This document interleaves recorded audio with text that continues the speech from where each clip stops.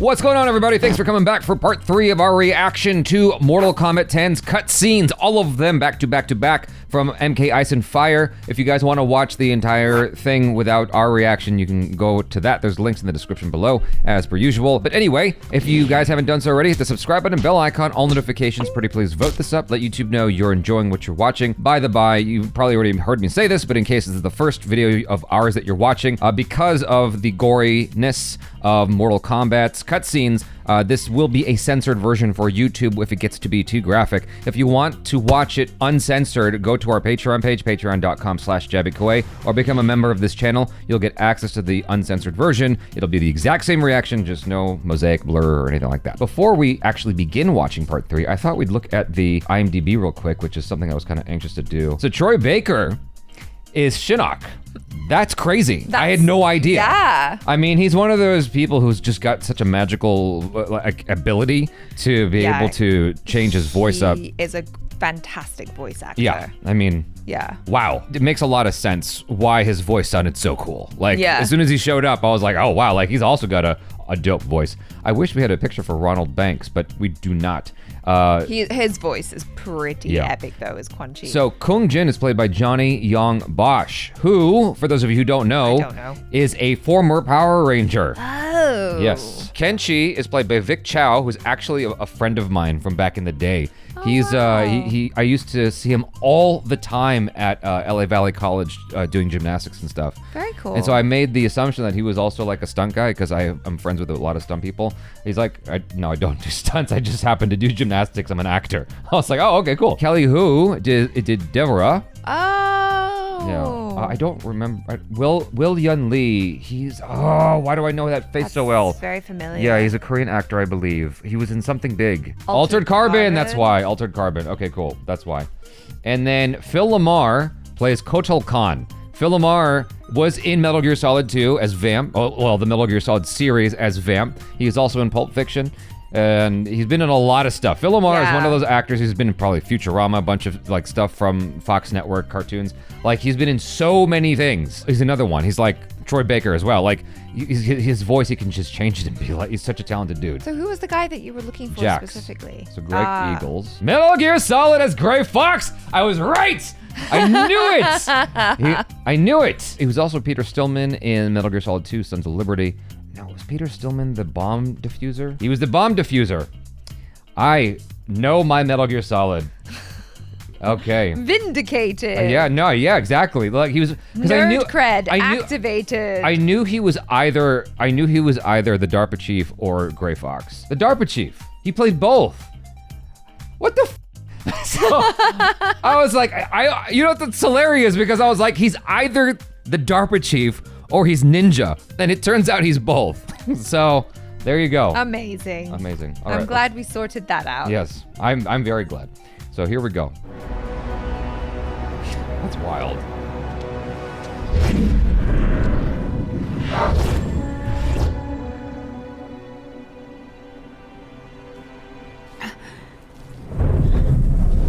Oh no. Oh, at least the kids are safe. Mom, where's Dad? Shinnok. Mom, where'd they go? Oh God, don't die. Mom? Your father, Shinnok's prisoner, at the Sky Temple. Oh, what's up with him? He got injured pretty bad. No, his eyes flickered. Maybe he's turning back into like that version of him. His design, he looks so much like the actor who played him in the movie, the recent movie.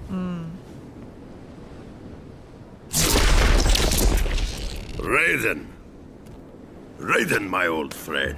Master Boraicho, I am pleased to see you. It has been many years. Too long, yes, too long. We old warriors need to stick together, eh? Most certainly. I presume recent circumstances precipitate your arrival. Yes. I'm concerned that Shinnok may return. I've been trying to contact you. I feared the worst. When Kano misappropriated Shinnok's amulet, he left behind a snare. Disabling it required that I travel to many strange realms. I must retire to the Jinsei chamber. regain my strength. You are close to recovering it then. Shinnok's amulet? No. I do not know. Disabling Kano's snare demanded my full attention. Once I am rejuvenated, I will confer with General Blade. You've been so If out only of we it, could have Raiden. destroyed Shinnok during the last war. If only he were mortal. Oh, that's a bright idea. How do we do that?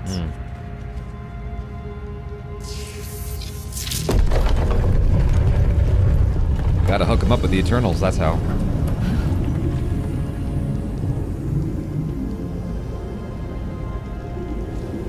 That's an interesting look. Such beauty.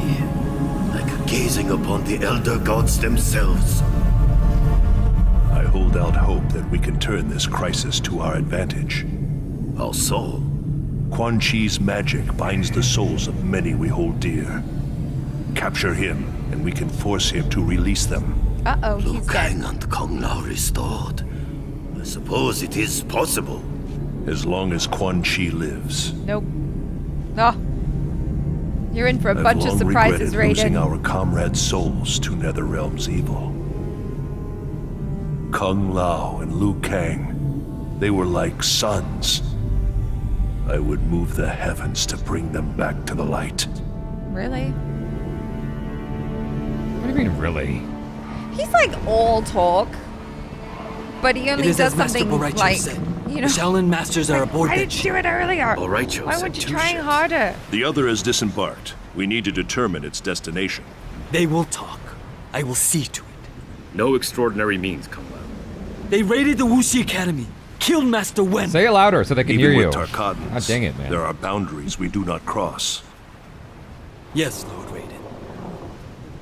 I still cannot believe Shao Kahn would order such a brazen attack. It demonstrated Earthrealm's vulnerability. Shao Kahn knew we would have no choice but to agree to a new tournament. Liu Kang defeated Shang Tsung. He will beat Shao Kahn. In good time, Kung Lao. First we free the Shaolin.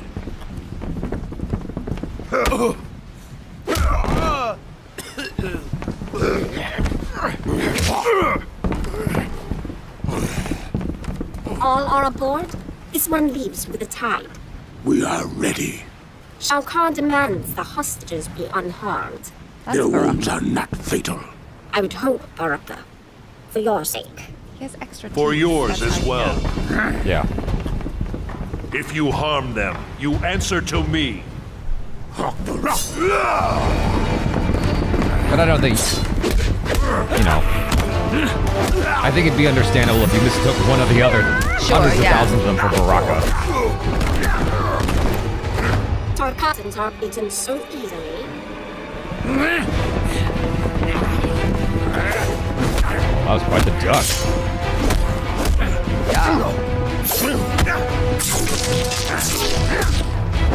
Whoa. Baraka's always getting his ass kicked. Empty threats. You will not see the tournament. You will return to the wastes with no prize. Step aside. Good. Take her out. Come on, Raiden. What's wrong with you? Ooh. Take that. That's like a major mosquito zapper. Such power. What are you, Raiden? I am of truth and light. I protect Earthrealm. This one cares not for Earthrealm and worships no gods. Except for Shinnok. When a god speaks, heed him. I would have loved it if her fight with Scorpion was longer. They were not so vexing. All sneers and growls. Let us free those aboard this vessel. Then you will find the second ship. Where will you go, Lord Raiden? The tournament begins soon. Join me as soon as you are able. We will succeed, Lord Raiden. Of that, I am certain. Ah. Really?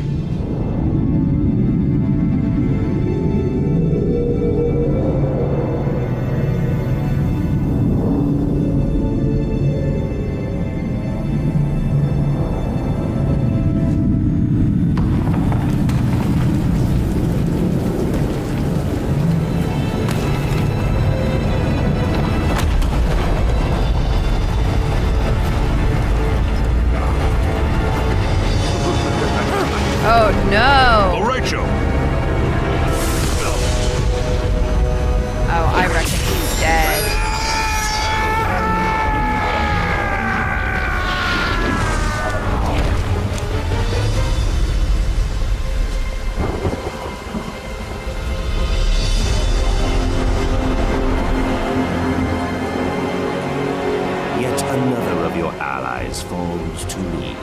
When he dies, I will claim his soul. So evil. You know not his power. His soul cannot be subjugated. Shall we kill him, Lord Shinnok?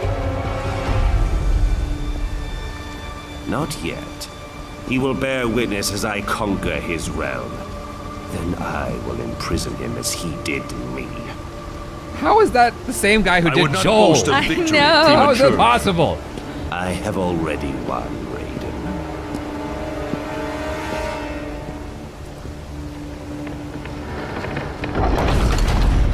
So evil.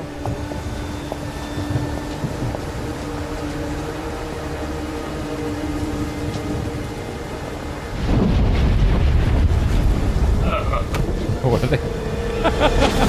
Are you children?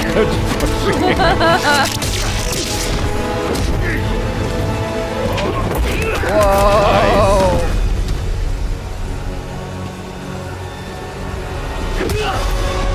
Oh. Take out all your daddy issues. Oh no.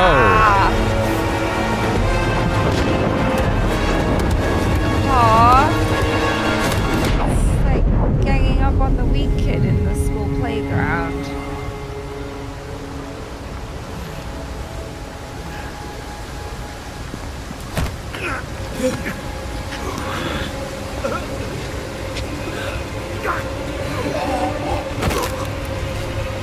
No way.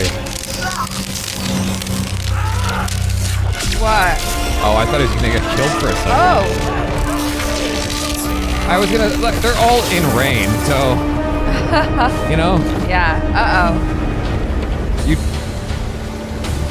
It should have been easier for him to fight back. Kung Lao, desist! I serve Shinnok and the Netherrealm. Because Shao Kahn murdered you. Something you allowed to happen. I will not be so passive in your demise. His hat looks more like a blade now. That's crazy. You deserve I don't know how a long better it's looked like fate. that. No, I think since he's been a revenant.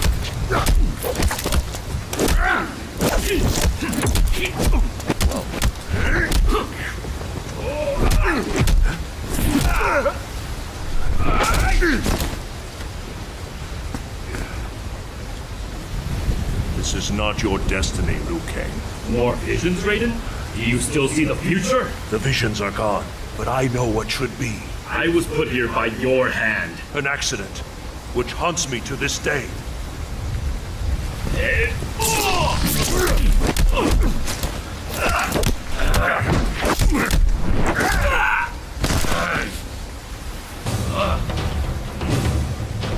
I should thank you.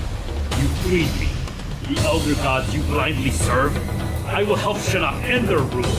Oh, just do more cutscene. Come on. I was enjoying that so I much. Yeah. regret your paths have led here. Oh no. Where's Shinnok though? Where's it coming from? What happened to him? Who cut you? Who hurt you, Raiden? Oh yeah.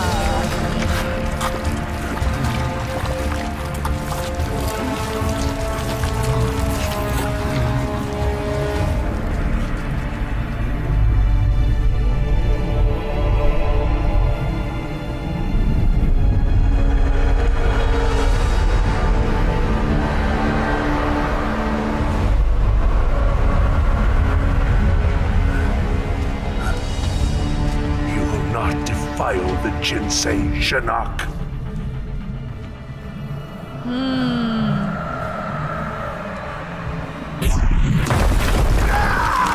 Oh no.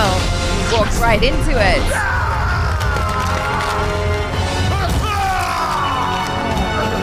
We have battled for eons, Raiden.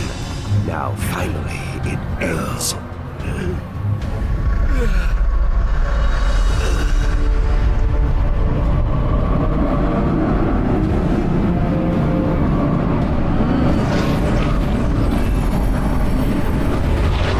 What are you gonna do, Raiden? He's polluting your thingy.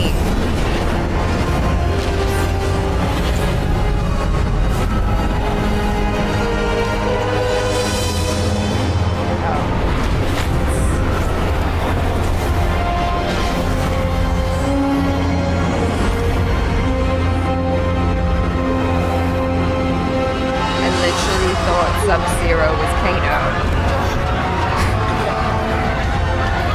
Because of how similar they look. Yeah, from the back. I was like, oh, here comes Kano. And I was like, oh no, it's Sub-Zero.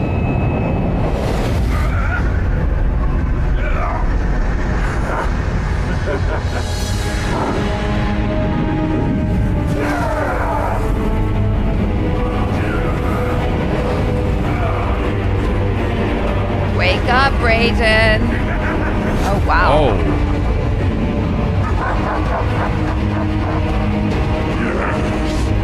Tremble before me, Elder Gods, as I absorb Earthrealm's power.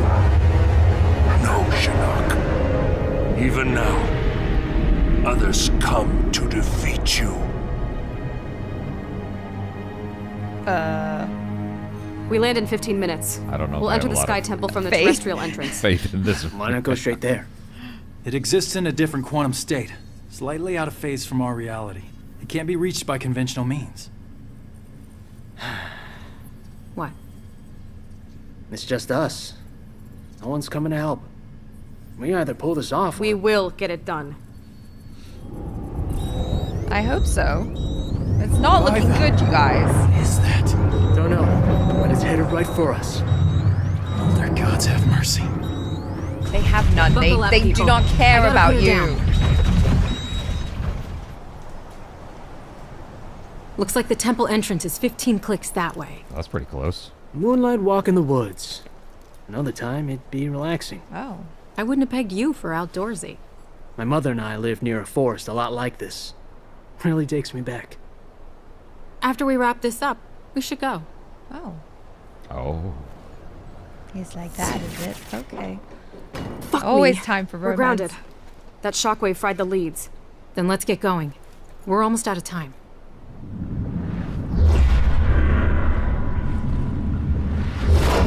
Oh, no. What? What are they doing here? Looking for the amulet, I bet. We have to tell them about Shinnok. Call a truce. Bring them to me!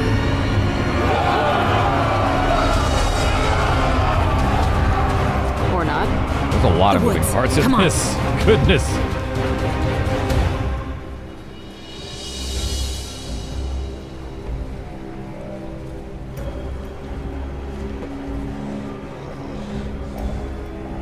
Be quiet. Sneaky. Ermac, we sense them, but the forest teems with souls. Yes, so close. It's a trap. Oh, nice. Yeah, you don't think about how dangerous trees are until it falls on you, huh?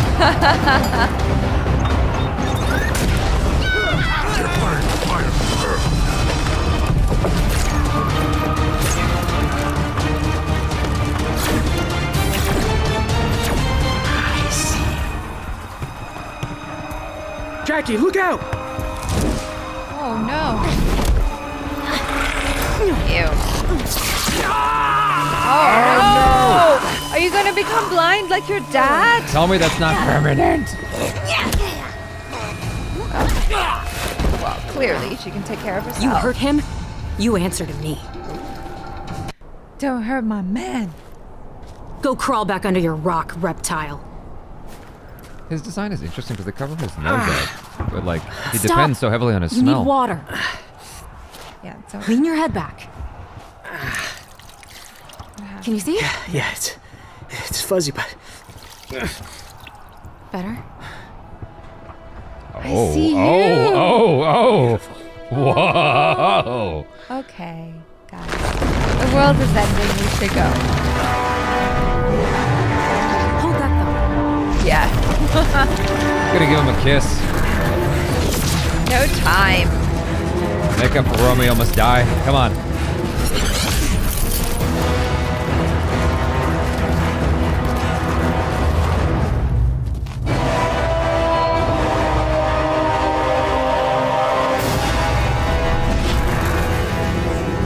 lady's choice. I've got our Mac. Oh.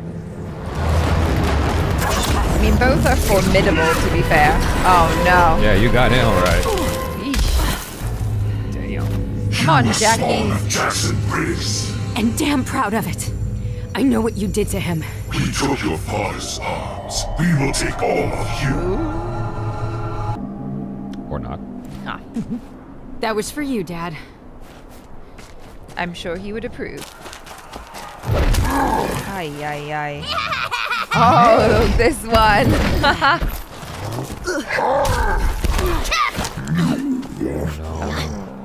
Squeeze, squeeze, Tor!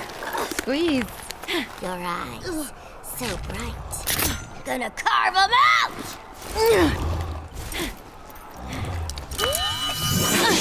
Whoa. Trickery! Deceit!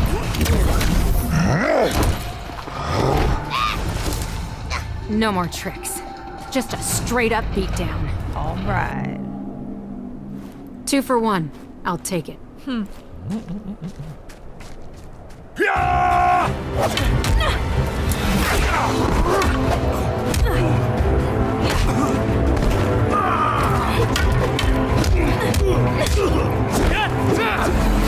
Nice. That was cool. We know Devora is here. Where is the amulet? Kotal Khan, the situation has changed. Do not fling your spittle at me.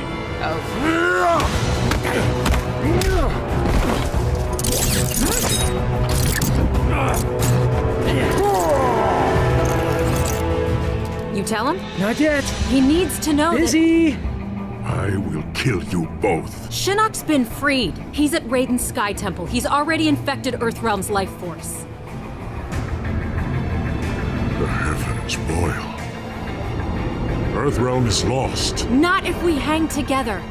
I will appease Shinnok. Bring him your heads. Gain time to bolster Outworld's defenses. Right, this guy.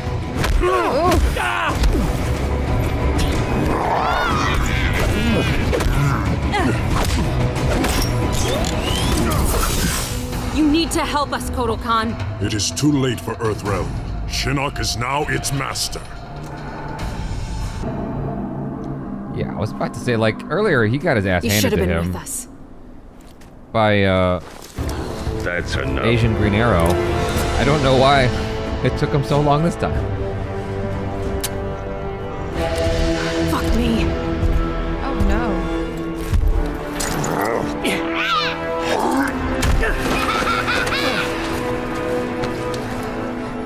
I'm enjoying that. Don't know about you guys, but I'm living the dream. Yeah.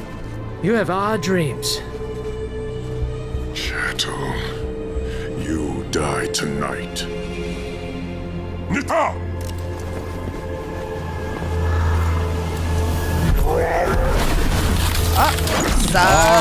Yes!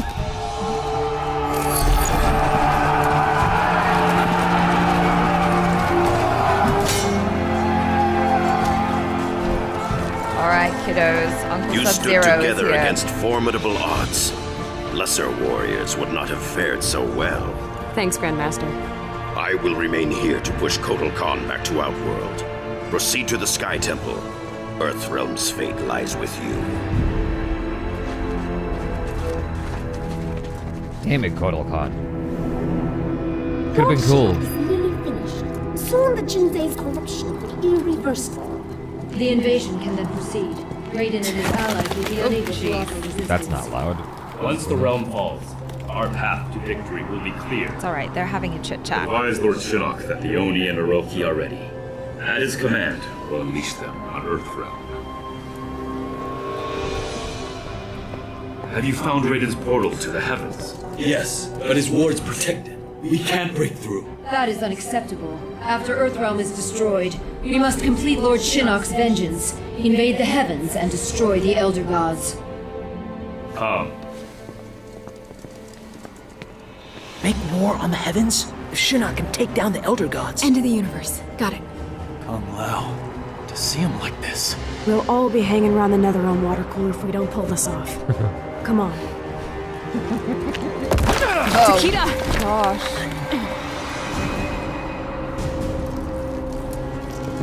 I was thinking, like, this is what y'all chat about in your free time, huh? Yeah, right.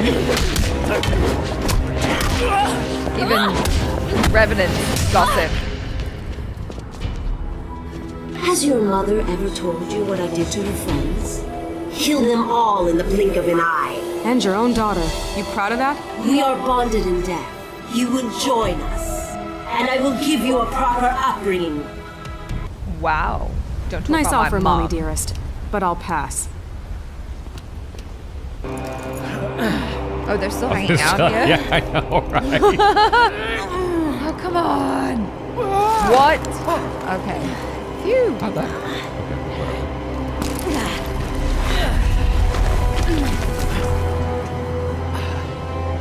I owe you one. I'll remember that. Yeah. What? Back off, princess. So she's like, I'll remember You think that. mere words can stop me? Thanks for the assist. Anytime. TikTok, ladies.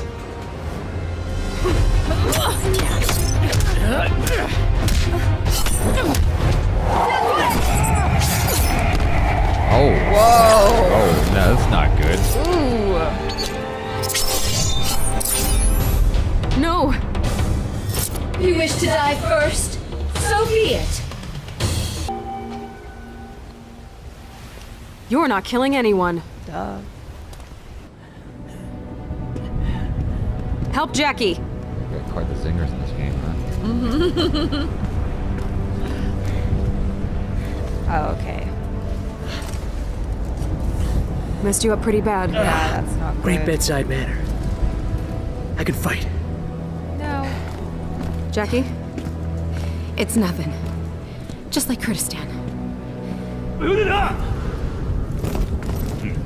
Damn, they're just You two getting go. up after Jacqui and I'll handle it. What? they're barely We'll just making it slow you out. down. Forget it. Damn it. Keep your heads down. I'll see you on the other side. Guns. Yeah. They're already dead.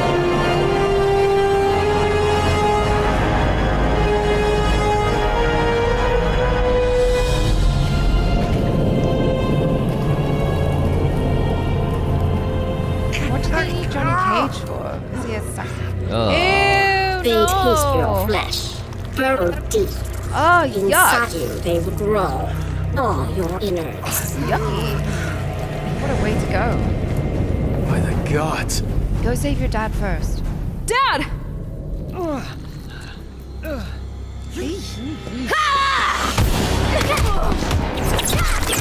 Oh my gosh.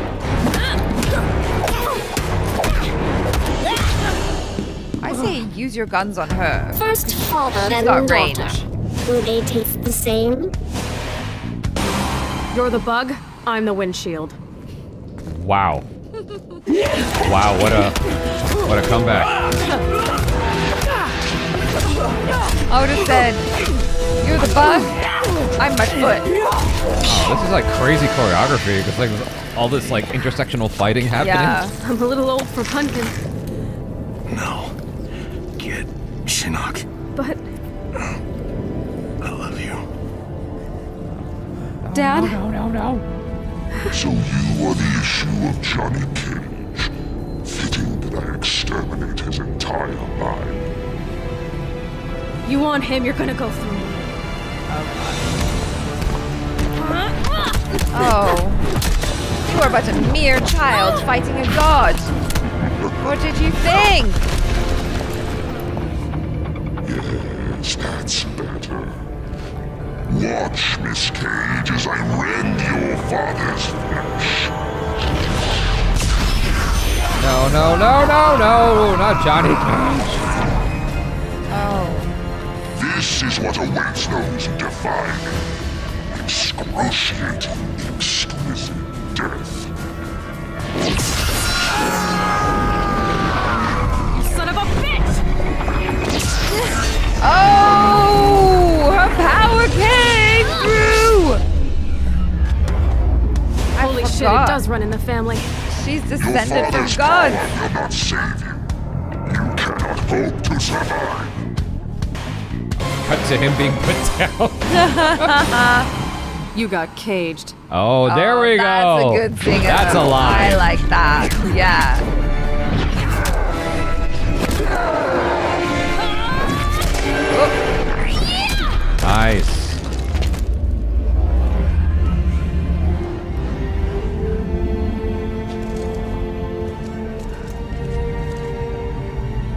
That you?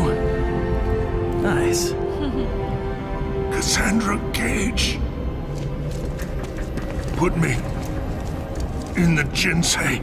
What? In the what? It'll kill you. Must be cleansed. Hurry. Just get him out. Come on. Just throw him in there. Toss him.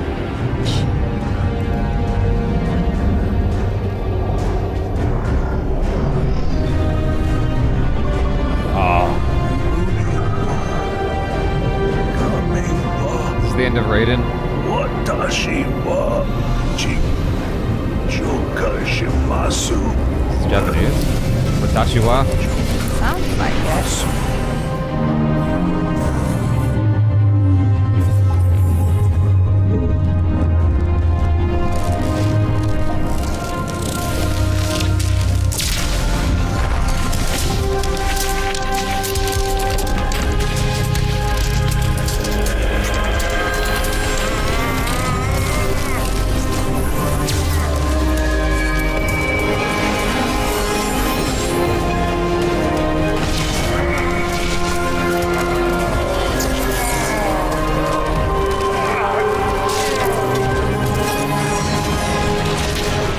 Oh, okay.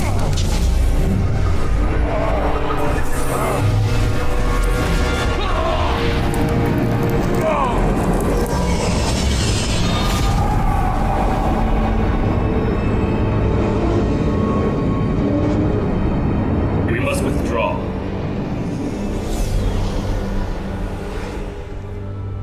Don't they change back though? I don't know. Not sure how the magic works because Quan Chi already died a long time ago. If they were gonna change back with Quan Chi's death, they would have already. I don't know.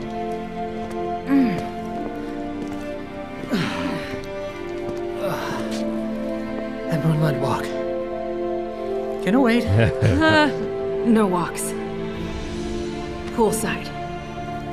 Umbrella drinks. Deal. Aww. Oh, they're cute. Kiss it, Raiden, goddammit. Let's go hang out by the pool, compare battle wounds.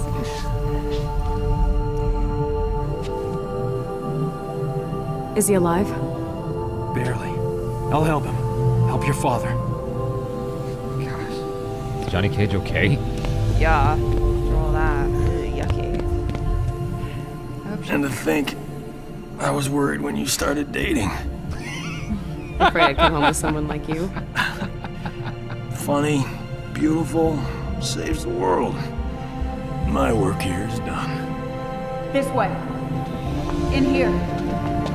Isolate Shinnok and Devora. And get the medic.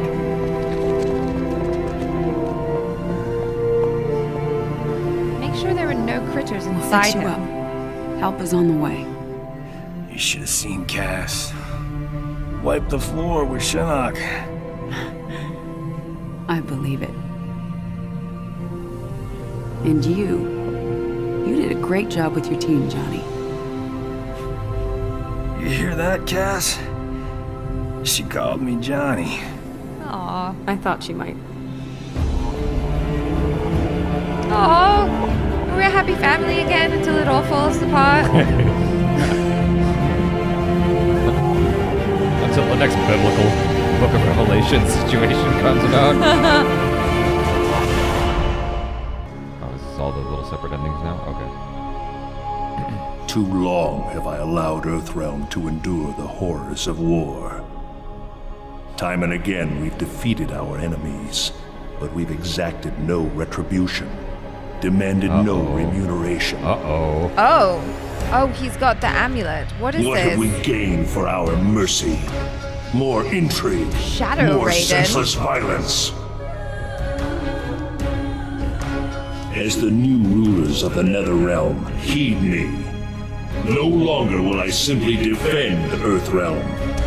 I will seek out and destroy all who threaten it. Oh, wow. No mercy will be shown, no quarter given. Wow.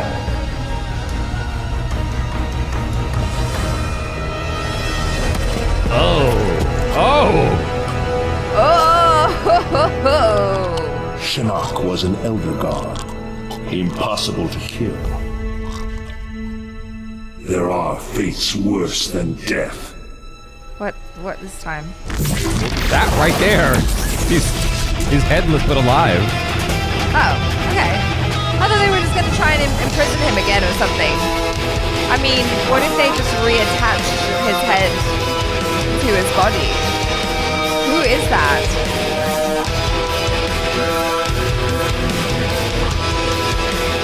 Oh. So that was a warning. Leatherface had cut down the old man in the strange outfit. Leatherface. Maybe now that he was dead, the pretty yellow-haired gum-chewing girl would notice Leatherface. I guess he's a DLC character. Putting on his fanciest mask, Leatherface found the army camp where the pretty girl could be found most days.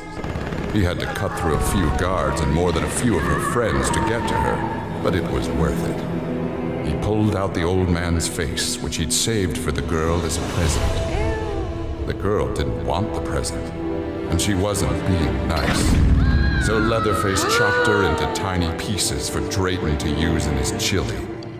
He then took off his mask and set to work on the girl's face.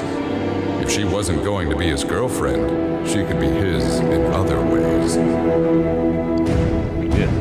Yuck.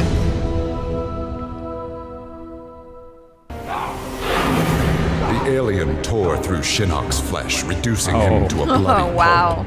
The creature then returned to its nest in Outworld. It continued to venture forth looking for suitable hosts for use in establishing a new hive. The alien found more than a few intriguing species and dragged them back to its lair. Once a queen had been spawned, the alien's new hive multiplied quickly and spread unchecked throughout the realm. Emperor Kotal attempted to save Outworld in a desperate final attack on the alien's main nesting ground. The attack failed. Outworld belonged to the aliens. After destroying Shinnok, Triborg turned his attention to the Special Forces. I'm not familiar with General Triborg. Blade and the others fought valiantly, but their human weaknesses led to their inevitable defeat. Now with access to the SF computer network, Triborg used it to interface with the Lin Kuei storage drives from which he was spawned. He saved the brainwave data of dozens of his Lin Kuei brothers and sisters to the SF servers. The SF laboratories provided the materials necessary for Triborg to create cybernetic bodies for each one. Soon the downloads were complete.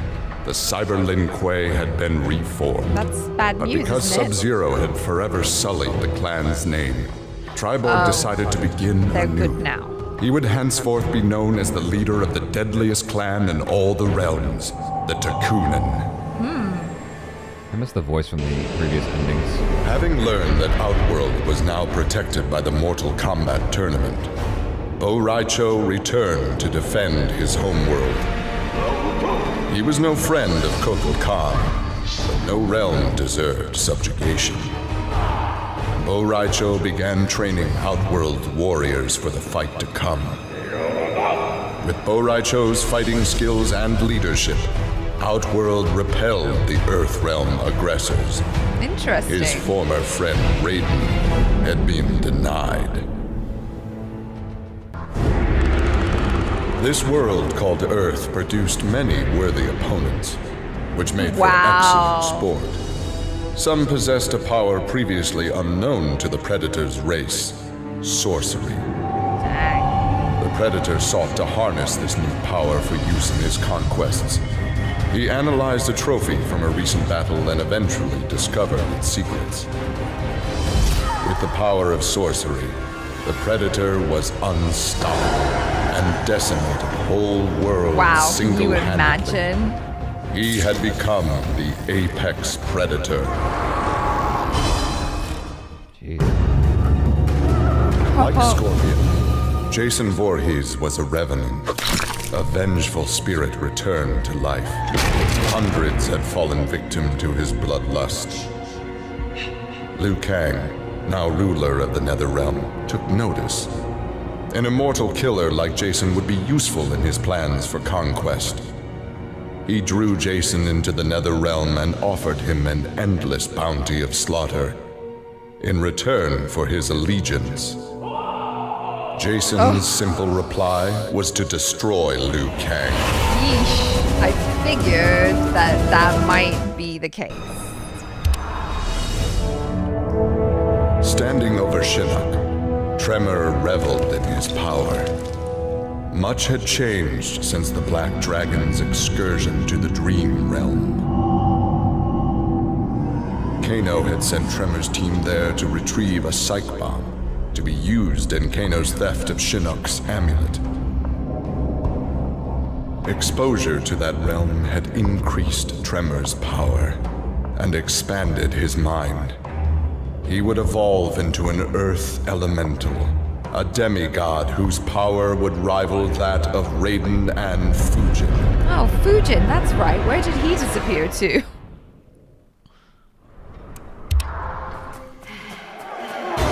With Melina executed, Tanya's dreams of a free Edenia seemed dead as well. She and the other rebels were fugitives from Kotal Khan's justice.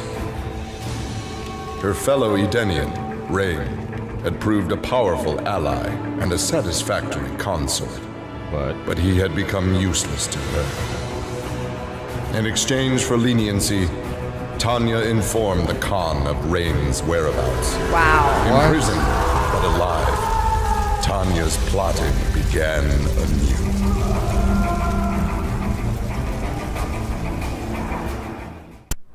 What a way to go, yeah. What an ending. Remorse for his role in resurrecting Shinnok weighed heavily upon Scorpion's soul. His desire for vengeance had brought Earthrealm to the brink of destruction. Scorpion offered to perform harakiri to atone for his offense. But Raiden suggested a more productive alternative. Instead of death, Raiden sentenced Scorpion to life. He imbued Scorpion with a small portion of the Jinsei's power, linking him to Earthrealm's essence. Scorpion and his Shirai Ryu clan would protect the Jinsei and Earthrealm forever. Wow. Okay. Not a bad way. Win-win. Yeah. Grandmaster Sub-Zero knew like his Arnold's Lin Kuei clan would need more than martial arts to stave off future threats to Earthrealm. He's got In eyes the frozen there. reaches of Outworld, he found the answer. A female frost dragon with a clutch of eggs. With his ability to freeze, Sub-Zero hatched the Dragonlings. They accepted their Lin Kuei masters and their training as combat mounts. With a force of dragon riders, the Lin Kuei's ferocity became legend. Wow. None dared risk conflict with Earthrealm. That is an ending I was not expecting at all. With Shinnok defeated, Takeda and his father set out to find his mother's killer, a member of the Red Dragon clan.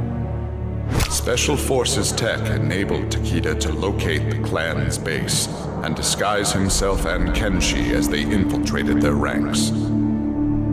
Deep within the mountain stronghold, Takeda discovered an actual dragon, a prisoner of the clan. Oh, they get dragons too? The creature used its magic to divine the murderer's name, then transport Takeda and Kenshi to a faraway cave. There they discovered a man encased in a stalagmite. The dragon had said this man would also have reason to confront Su Qin's killer. Takeda began to free him.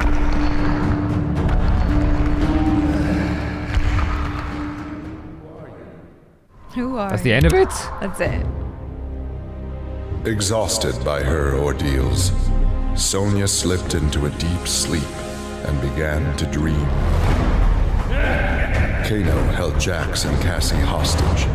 He made Sonya choose who would live and who would die. Seeing no way to free them both, she chose Cassie and Obvious screamed choice. as Kano killed Jax before her eyes. Still Can you screaming, imagine if she'd she was chosen awoken Jax? by Johnny. He had horrific news. Jax was dead by an assassin's bullet. No.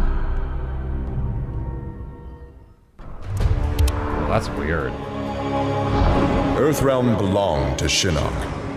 It became the staging area from which he would finish his war on the Elder Gods, which began eons ago. The Elder Gods had lied to the denizens of the realms. They were not individual beings, but merely parts of a greater collective known as the One Being. Oh, what? Shinnok would merge the realms and awaken him. Whole once more, the One Being devoured the Elder Gods. Shinnok watched with satisfaction. But aren't you an This Elder God? reality had finally come to an end.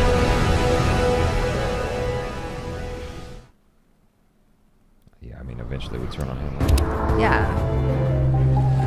After Shinnok's defeat, Reptile was ordered to Earthrealm by Kotal Khan to assess the damage. Such intel could prove useful in future conflicts. Stumbling upon a collapsed cavern, exposed during the crisis, Reptile was shocked to see raptors emerging from within. Unlike the rest of his race, these raptors had never left Earthrealm for the doomed realm of Achara, and thus had remained safe and hidden. Alone no more, Reptile vowed to remain with his rediscovered people and reclaim their Earthrealm homeland.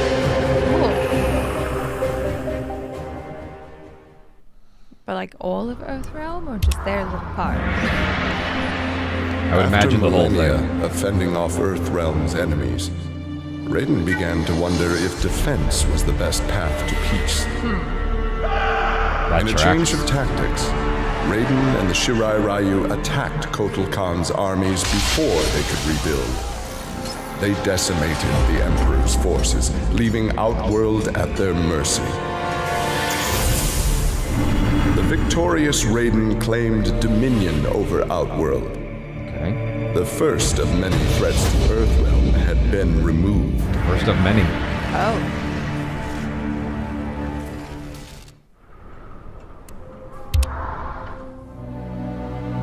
Quan Chi had long been a servant of Shinnok. His role in freeing him from imprisonment had not gone unnoticed by the Elder Gods. So what did they do?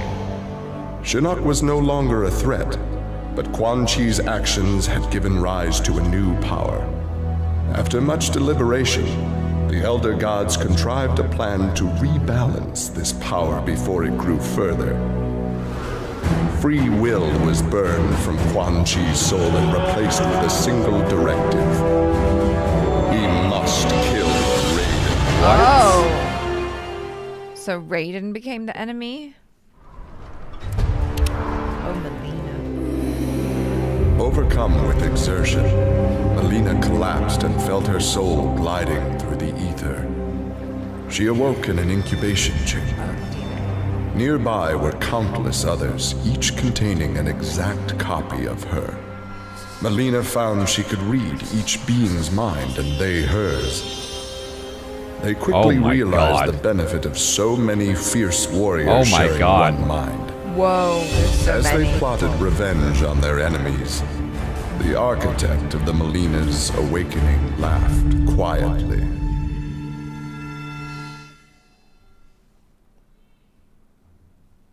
They left quietly. Yeah. It's very unlike Melina. With Shinnok defeated, Liu Kang explored the Nether Realm, a world that, without Shinnok's controlling power, had descended into chaos. Liu Kang was no sorcerer or elder god, but his fighting skill was more than enough to beat Netherrealm's demons into submission. Liu Kang realized that Netherrealm was his for the taking, and that ruling appealed to him. He would assume Shinnok's throne and ponder the conquering of other realms. It's interesting how like it's such a fine line between like being on the good side and the bad After side. Shinnok's defeat, hero and evil, Kung Yeah. Lao found himself trapped in the Netherrealm, his soul corrupted by Quan Chi's dark magic. There he would have remained but for the aid of his cousin Kung Jin. Together, their Shaolin strength repelled the evil sufficiently enough for Kung Lao to escape that dark realm and control his inner demons. Oh, that's nice. Compromised but not lost, Kung Lao now exists as an agent of vengeance. He will show evil no mercy. All right. That's positive. Mm-hmm. That turned around. Yeah. For his role in saving Earthrealm, Kung Jin's family created a statue in his likeness for inclusion in Raiden's revered collection. But Kung Jin's thoughts were with one no longer accepted by his family, Kung Lao. Kung Jin set out to locate his cousin and found him in the Nether Realm. Raiden believed Kung Lao's tortured soul was forever trapped without Quan Chi's magic to free him. But Kung Jin knew the Shaolin were stronger than any sorcerer's spell. He vowed to help Kung Lao fight off the evil that had remade him. There you go. That's nice. I got your back. Yeah. Kotal Khan returned to Outworld determined to rebuild his forces. But Raiden defeated him in a surprise attack and claimed dominion over Outworld. Desperate, the Emperor called upon the Elder Gods to aid in preserving his sovereignty. They granted his request, invoking the most sacred of contests. Now, once every decade, Kotal Khan must enlist his greatest defenders to face Raiden's challengers in Mortal Kombat.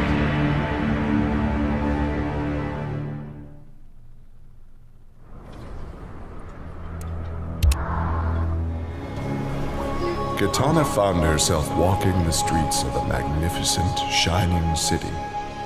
This was Edenia, a realm freed from Outworld, and Kitana was its beautiful queen.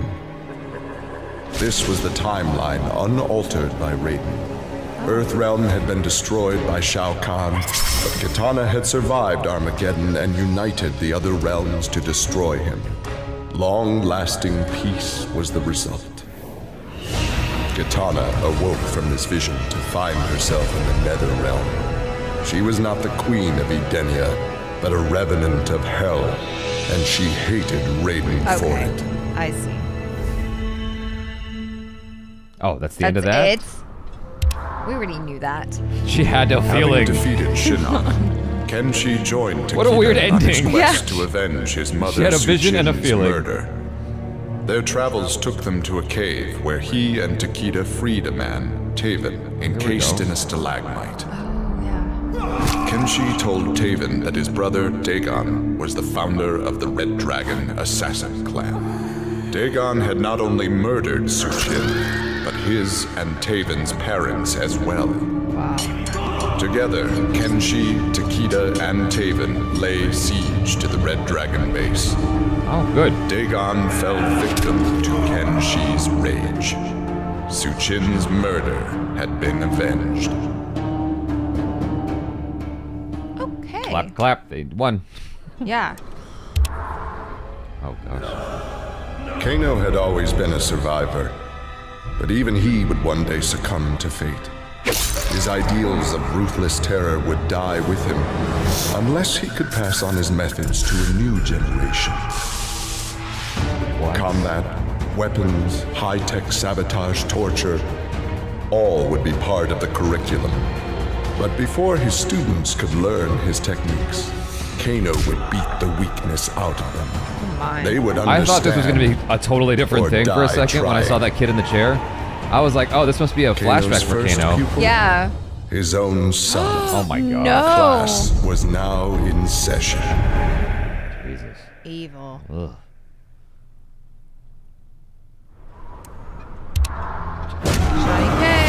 Johnny Cage's life had turned out to be stranger than any science fiction film, but he knew the final scene was approaching. With Raiden's direction, Johnny was able to sail to Shang Tsung's abandoned island fortress, where his adventure had begun, to contemplate his future. Amid the rubble, Johnny found an ancient tome. Its pages revealed that Shang Tsung had unraveled the secret to Edenian long life. Oh, shoot. Johnny Cage's retirement would have to wait. He's never gonna die. That's cool.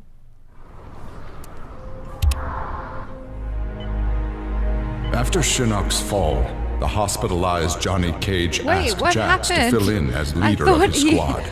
could live Jax forever. agreed. It was a chance to different spend ending. time with and protect Jacqui. Boarding their transport after a routine mission, Jax's greatest fears were realized as the mercenary Aaron Black sprung from the cargo bay and fired on the young heroes. Fortunately for Jacqui and her company, Jax's quick reflexes and bulletproof arms deflected the assassin's rounds. Jax quickly subdued Black, then slipped into shock as a red stain engulfed his chest. Oh no. Don't tell me that's the... Oh my god, really? Wow. After his incursion into Earthrealm, Kotal Khan had become a prime target of Special Forces surveillance. Jacqui Briggs was assigned to monitor his activity. Jacqui followed Kotal Khan to an equatorial jungle, where he entered a hidden pyramid. Inside, he retrieved a glowing crystal skull. Jacqui attacked the Emperor and raced away with the object. Oh no. Well, was it good or Jacqui bad? was praised for her work, but couldn't help thinking her interference was what Kotal Khan had wanted all along. Oh no. What was this skull about? I don't know. He didn't even come up, did he? I know. The Shokan had become outcasts for refusing to aid either side in the Outworld Civil War. But with the conflict over, Prince Goro decided to re-enter the political landscape. Kotal Khan's armies were weak from years of battle. Melina's rebels were scattered. It was an easy matter for the Shokan to seize control. The newly crowned Emperor Goro had his rivals exterminated. No Ashtek, Kaitin, Edenian, or Tarkatan would usurp his throne. Wow. What happens if he does bench press with his lower arms? What's he developing? I don't know. Oh, this one.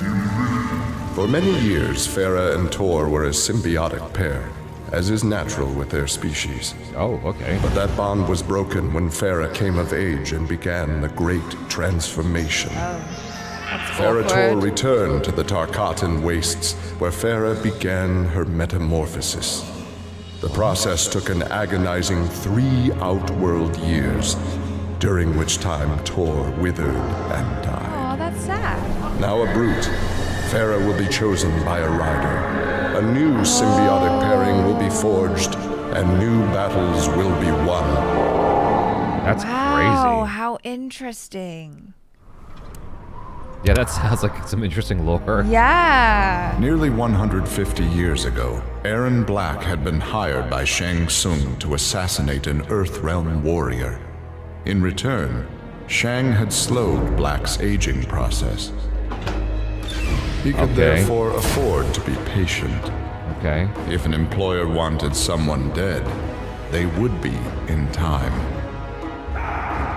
A team of young Earthrealm warriors had caused Aaron Black's current employer, Kotal Khan, much inconvenience. With the patience of a viper, Black eliminated them all. That's it. It's pretty bad. Alone once more, Ermac searched the labyrinthine corridors of Shao Kahn's old fortress, searching for the source of a faint voice calling to him. Suddenly, a wisp of dust brushed his chest, wrenching free one of his many souls. The dust took the form of a man who began to consume soul after soul. Shang Tsung? As the weakened Ermac stared helplessly, he recognized the mysterious figure. The sorcerer Shang Tsung, returned from death. I mean, who else would it be? Stealing souls. True.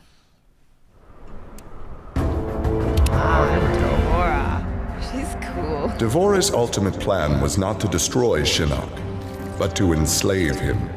She implanted larvae, her young, in his body to gestate. That is so gross. Having consumed the godlike power of their immortal host, Devora's offspring were unlike any Kaitin ever born. Wow. As they matured, they spread like locusts throughout the realms. Her army of Kaitin super drones brought glory to Devora, their beloved queen, and destruction to all. Just a little bit like Kerrigan from StarCraft. Cassie Cage's impressive victory over Shinnok led Raiden to give her a new important task: hunting down a soul stealer. Cassie did not have to be told that the suspect could be a resurrected Shang Tsung. Having tracked him from the site of his last known assault, Cassie confronted the withered old man. Oh, what? He fought desperately but was ultimately defeated. As the old man lay dying before her, Cassie asked his name. With a mixture of sadness and relief, he whispered, Shujinko. Shujinko? Am I supposed to know that name? I don't know. Well, that's the end of that. Wow. Were you confused by the different endings? It's just like if you use a different character, you get... No, at one point I got confused because sometimes it seemed like the different endings kind of meshed with some of the other alternate endings, you know what I mean? Yeah. And so I thought they were like part of like the same storyline, but then sometimes a little they bit like veered off in a completely different direction. So I think I think it all depends. Because if there's an overlap, like what's his name? The guy who's blindfolded. Kenshi and his son. Yeah. You know, that makes sense. Yeah. You know what I mean? Cassie Cage, her ending kind of tracks with this cinematic or like story ending. Sure. As well as Raiden's kind of tracks with the story ending. Uh-huh. And so, yeah, it all depends. Okay. That's fine. I would say. There's no real rule or rhyme or reason to it. It's just sort of like what the creators of the game decided to do. It's like the only thing that needs to have some kind of consistency and be free of plot holes is the main story thing that we watched, right? Yeah.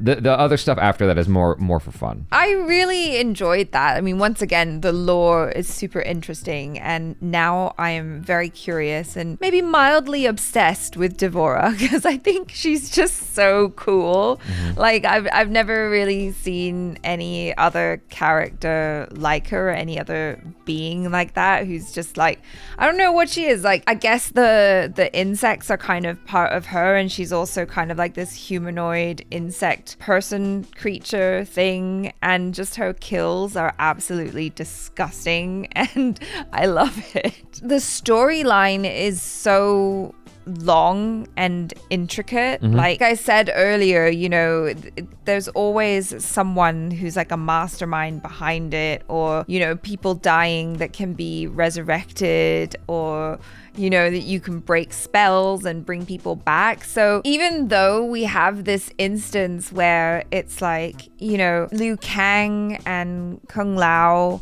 have become bad, although in the alternate ending, Kung Lao becomes good again. I have hope that maybe in the next one, we can get all of those heroes who have become evil back into Earth. Oh yeah, I mean, I think that's going to happen. Yeah. So I'm looking at the stunt team right now. Brendan Hoare and Mickey Fancinello. I used to train with them over at White Lotus, which has now become Jam, which is the hat you see me wearing all the time now, joining all movement. Before that, it was called White Lotus. It was at a different location, and I would see them there all the time. And you can see Mickey at the end of season 1 of Daniel Wu's show that we watched. Oh, yes, Into the Badlands. Into the Badlands. She's at the very end. I think she's probably in season 2 as well. I don't know if they're still dating or if they're married or whatever, but they were dating for the longest time when I was, you know, talking to them and hanging out with them and flipping with them at White Lotus and what have you. It's been a really long time since I've seen them. I've been out of that scene for a little bit. We're coming up on a year now that I haven't really been properly flipping.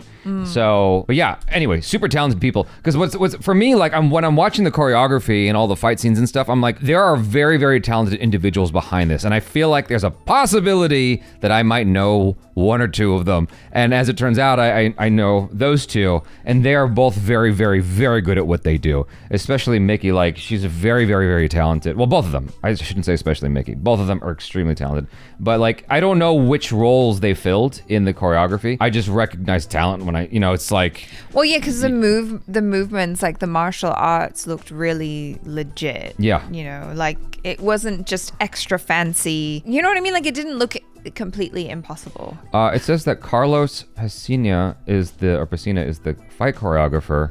I'm not familiar with Carlos Pesina. The fight scenes looked so damn cool when they were there for the cutscenes.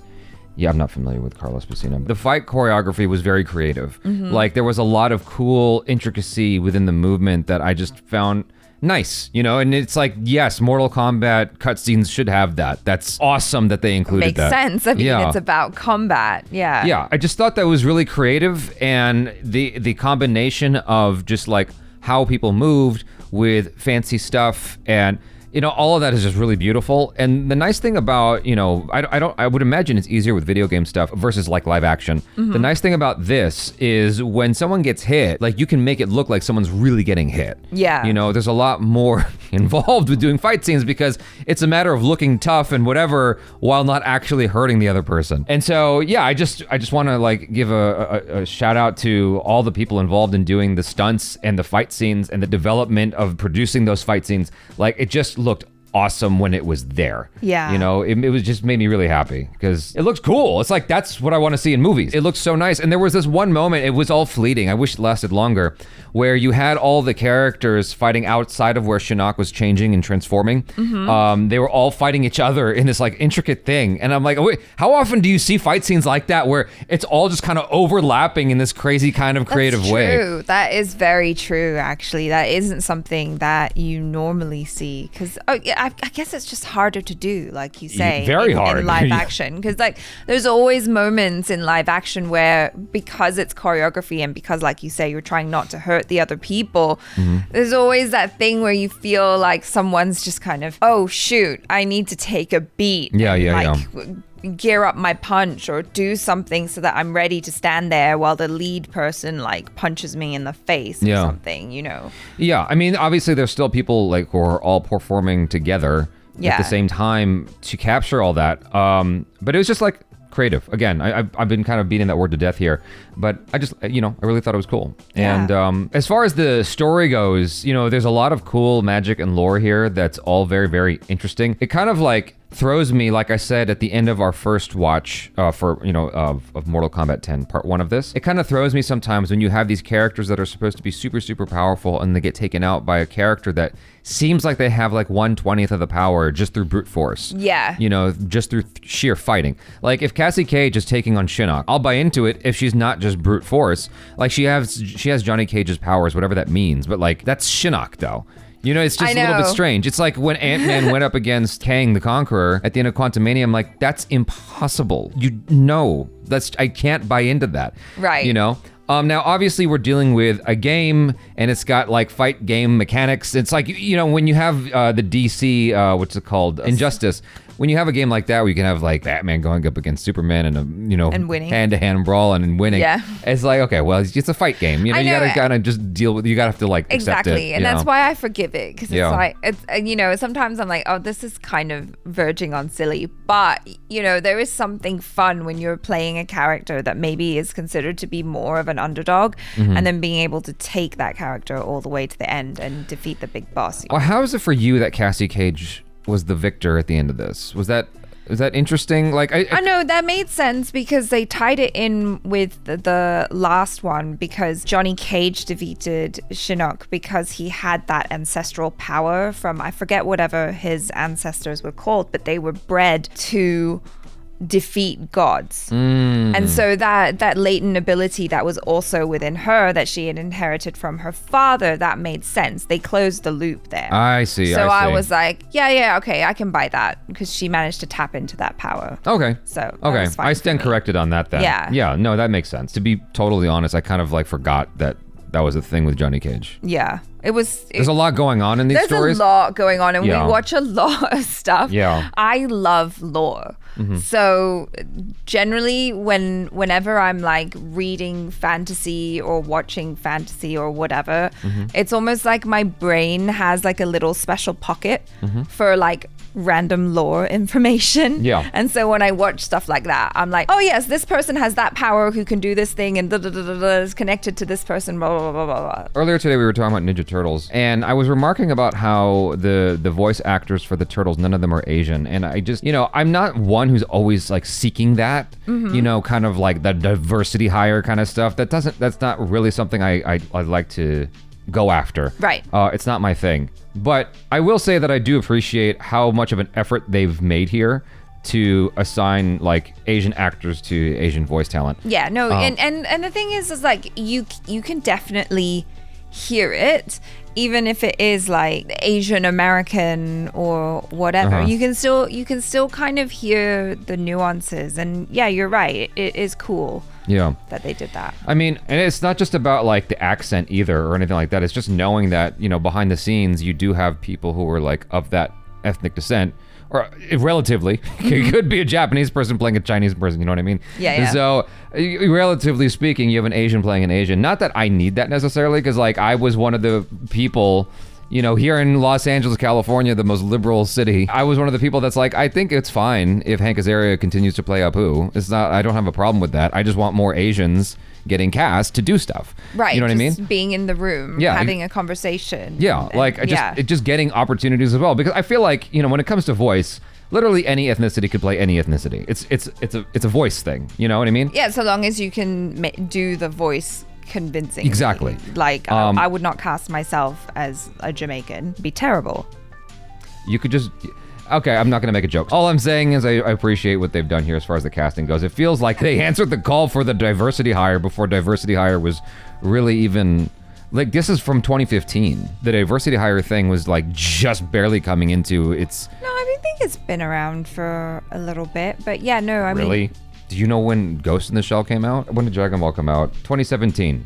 2 years after Mortal Kombat dropped. I feel like the diversity hire thing became more and more of a thing after 2015. I could be wrong. Well, but I feel like it became more of a thing later. Then clearly Mortal Kombat is a franchise that was just ahead of the curve and was like, no, we need to have like Asian voice actors voicing the Asian characters. That's just I mean, it's definitely been ahead of the curve, because even the Mortal Kombat movie that came out in the 90s starred a guy who was unknown in the West, Robin Shao, as Liu Kang. Like, no one knew who he was. Then he went on to do Beverly Hills Ninja. And I think that the lore is super cool, and just sort of getting to know the backstory. I got confused a couple of times, I'm not gonna lie. Like, there was instances where I was just a little bit lost, and I wasn't sure who I was watching for a split second there. Like, it took me a second to realize I was watching Scorpion. Yeah, you know? no, I mean, that stuff as well, I think I struggled with a little, but I think it's just mostly because of a different look that they assign the characters, and also like the upgrade in how they look and all that. And so when you're used to seeing them one way, and then they're like, oh, we're gonna take off the masks on Scorpion and Sub-Zero, but kind of keep them in the same outfits, but like they're bare-chested now.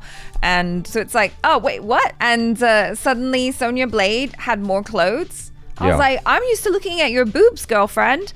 What's going on? So that's Sub-Zero from Mortal Kombat 3. This is what he looked like. That's the only reason I knew who he was. If I hadn't played Mortal Kombat 3, I wouldn't have known that was Sub-Zero for a minute. Yeah. That's all I'm saying. It took me a little bit. Yeah. It wasn't until he used his ice power that I was like, oh, it's Sub-Zero. Or like Scorpion and his like cool, I don't know what the weapon is on the chain. I'm like, oh, that's definitely Scorpion. Well, I thought that was Scorpion, but like he didn't say get over here, and he wasn't like menacing. Yeah. So I was like, is that Scorpion? I'm pretty sure that's a Scorpion power.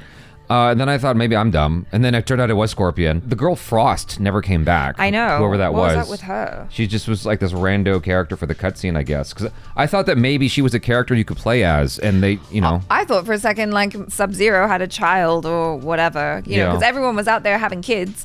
Like, but I guess once you die, your sperm dies too. It is curious though. Like, who the hell had a kid with Kano? Like, right? You know what I mean? I mean, there's someone out there for everyone, right? So there must be someone out there who found Kano charming and wonderful. Or she just, had a one-night stand and was like, whoopsie. For as silly as the story might be sometimes, I think that it definitely has some interesting plot points. Like the foundation, I think, would be Johnny Cage, Sonya Blade, and Cassie Cage, or Cassandra Cage. Yeah. Like, I feel like that is the heart of this particular installment of Mortal Kombat, because it used to follow Liu Kang for the longest time. Yeah. And so I think that was actually a cool story to root us in, because like you start off with this thing where they're divorced, and there's all this history there, and I appreciated all the flashbacks and going back and like discovering like how we got to this particular point from this character's vantage point or this character's perspective, etc. And I think I thought all that was super, super cool, just to get like a deeper investment in each of these individuals that we're watching in this story. Well, also with Johnny Cage, his arc since the other game was actually really interesting, because I remember watching him in the cutscenes for 9, and I was like, oh my god, this guy's so cringy. He's such a douche, right? I miss that Johnny Cage though. Right? He was fun. Yeah. Like, that guy was fun, but he's definitely had an arc where he still has some of those like kind of cheesy quips or whatever, but he's really matured and grown as a character, which I suppose you would do if you were a dad. I mean, they've done that nicely with this series, is like aging the characters or evolving the characters, evolving their storyline in interesting new directions. And I would imagine it's difficult to not retread the same ground when you're telling a story like this, where you have a guy who's a puppet for another guy who's a puppet for another guy. Everyone's a puppet. Yeah, it's like that's just going to happen with a story like this, and I feel like that's kind of just an MK trope. Yeah. And you just kind of accept it, right? Like in 24, they can get across the city, Los Angeles, inside of 5 minutes, which is just impossible. Impossible. But like, it's a movie, it's a show. Like, It's you a just show. Yeah, you accept it. it's So like, fine. it's kind of a trope for the show, and this is a trope for Mortal Kombat. Can you imagine if an entire episode of 24 was like Him they were stuck stuck in in the traffic, 405 or something for an hour? They're like, no. Someone who played Mortal Kombat as a kid, particularly for the last one, for Mortal Kombat 9, and even this one a bit, seeing familiar stuff reimagined in this just with greater detail is so interesting for me.